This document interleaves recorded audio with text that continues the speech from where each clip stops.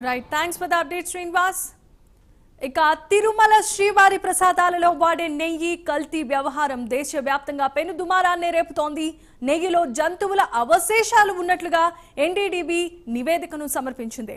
లడ్డూల నాణ్యత పడిపోవటానికి కల్తీ కారణమని గుర్తించారు.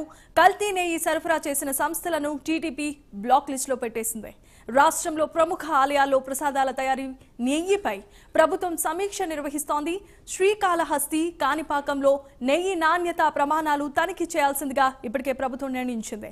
భక్తులకు నాణ్యతతో కూడిన ప్రసాదాలు అందజేయాలని ప్రభుత్వం ఇప్పటికే ఆదేశాలను జారీ చేసింది.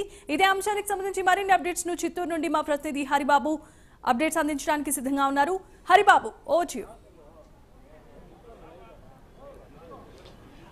Thank you Jemimah. ఏదైతే తిరుమల అంశం బయటకు వచ్చిన తర్వాత రాష్ట్ర ప్రభుత్వం అప్రమత్తమైంది. ప్రధానంగా చిత్తూరు జిల్లాలో చాలా ఆలయాల టీటీడీ ఆధ్వర్యాల్లో నడుస్తుంటే టీటీడీ నుంచే ముడి సరుకు వెళ్తూ ఉంటుంది. కాబట్టి టీటీడీలో జరిగిన కల్తీ వ్యవహారంతో టీటీడీ పరిధిలోని అన్ని ఆలయాల్లో దానికి తగ్గట్టుగా చర్యలు అయితే చేపట్టారు. కల్తీకి సంబంధించిన అవశేషాలు ఉన్నాయి, వాటన్నింటినీ పూర్తిగా తొలగించి నందిని సంస్థకు సంబంధించినటువంటి నెయ్యిని ఉపయోగిస్తున్న పరిస్థితి కనిపిస్తుంది. తిరుచెన్నూరు కానీ, నాగలాపురం కానీ, నారాయణవనం, అలాగే కీలపట్ల, ఇలా ప్రతి టీటీడీ ఆలయాల్లో అంతా ప్రస్తుతం నంది సరఫరా చేస్తున్న నెయ్యిని అధికారులు అక్కడికి సరఫరా చేసి ఉపయోగిస్తున్న పరిస్థితి ఉంది. కాగా ఎండోమెంట్ దేవాదాయ శాఖ పరిధిలో ఉన్నటువంటి ప్రముఖ ఆలయాలు ఏవైతే కాణిపాకం కానీ, శ్రీకాళహస్తికి సంబంధించి కూడా అధికారులు ఇప్పటికే ఆదేశాలు జారీ చేసిన పరిస్థితి అయితే ఉంది. దీనికి సంబంధించి కూడా పూర్తి స్థాయిలో విచారణకు ఆదేశించారు. నెయ్యికి సంబంధించి కానీ ఏదైతే ప్రసాదాల నాణ్యత ప్రమాణాలకు సంబంధించి కూడా వాటిలో గత 5 ఏళ్ల ముందు ఎలా ఉంది, ఇప్పుడు ఎలా ఉందన్న అంశాలను పూర్తి స్థాయిలో పరిగణలోకి తీసుకొని ఆ మేరకు చర్యలు తీసుకోవాలి. ఏమైనా నాణ్యత ప్రమాణాలు తక్కువ ఉన్నా, లేదంటే నాసి రకమైన వస్తువులు ఏమన్నా అంటే దాన్ని సరఫరా చేసింది ఎవరు, దాని ప్రామాణికాలు ఏంటి అన్న దాని మీద పూర్తి స్థాయిలో నివేదిక అందజేయాలని చెప్పని ఇప్పటికే రాష్ట్ర ప్రభుత్వం ఆదేశించిన నేపథ్యంలో ఆ విధంగా ఆ అంశాల మీద ఈ ప్రస్తుతం ఉన్నటువంటి ఆలయ ఈవోలు దృష్టి సారించారు.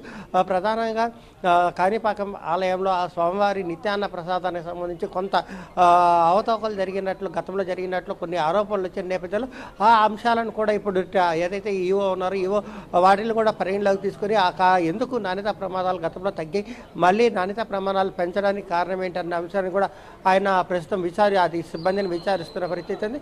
అలాగే నా స్వామివారి ప్రసాదాలకు నివేదన చేసే ప్రసాదాలు ఏవైతే అంటే ఆ నివేదనకు అందించే నెయ్యి కానీ ఇతర పదార్థాలు కానీ వాటి పరిస్థితి ఏంటి, వాటికి ఎలాంటి ప్రమాణాలు పాటిస్తున్నారన్న అంశం దాని మీద కూడా పూర్తి స్థాయిలో విచారణకు ఆదేశించే నేపథ్యంలో దాని మీద ఈవోలు కూడా సమగ్రమైన నివేదిక తయారు చేసి ఏ వస్తువుని మార్కెట్లో ఏ రేటు ఉంది, ప్రస్తుతం దేవస్థానానికి ఎవరు సప్లై చేస్తున్నారు, ఏ ధరకు సప్లై చేస్తున్నారు, దాని నాణ్యత ప్రమాణాలు ఎంత అన్నదాన్ని కూడా పూర్తి స్థాయిలో విచారణలకు తీసుకున్నారు. ఆ మేరకు ప్రతి విభాగంలో ఉన్నటువంటి ప్రతి వస్తువును కూడా క్షుణ్ణంగా తనిఖీ చేసి దానికి సంబంధించిన నివేదికను ప్రభుత్వానికి పంపించేందుకు సిద్ధం చేస్తున్నారు. ఈ మేరకు దేవాదాయ శాఖ అధికారులకు కూడా కింది స్థాయి అధికారులకు కూడా ఆదేశాలు జారీ చేసిన నేపథ్యంలో రీజనల్ డైరెక్టర్ కూడా చిత్తూరు జిల్లాలో ఉన్నటువంటి ఆలయాలకు సంబంధించిన వివరాలన్నింటినీ సమర్పించాలని చెప్పి కూడా ప్రభుత్వానికి సమర్పించాలని చెప్పిన నేపథ్యంలో దీనికి సంబంధించి పూర్తి స్థాయిలో కసరత్తు అయితే ప్రస్తుతం జరుగుతోంది. Jemimah, right, thanks for the updates Haribabu. ఇక ఆలయాల్లో ఉన్న ప్రసాదాల నాణ్యతపై ఇప్పటి వరకు అప్డేట్స్ తెలుసుకున్నాం.